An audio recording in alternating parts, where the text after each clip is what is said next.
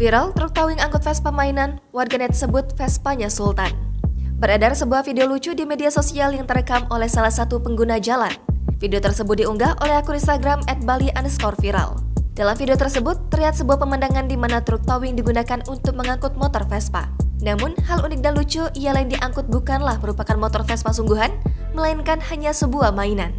Adapun truk towing sendiri lazimnya memuat kendaraan-kendaraan sungguhan baru, seperti motor maupun mobil yang masih baru. Vespa mainan berukuran mini itu diikat tepat di kedua stangnya dan terikat pada bagian tengah truk towing. Seperti dalam keterangan video, orang yang menyewakan seolah tidak mampu mencegah keinginan orang yang meminta Vespa mainan baru itu dimuat di truk towingnya. Meskipun penyewa harus merogoh kocek cukup dalam untuk menyewa transportasi itu.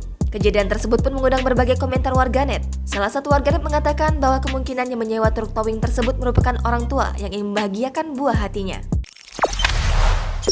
Jangan lupa subscribe, share, komen, dan like ya!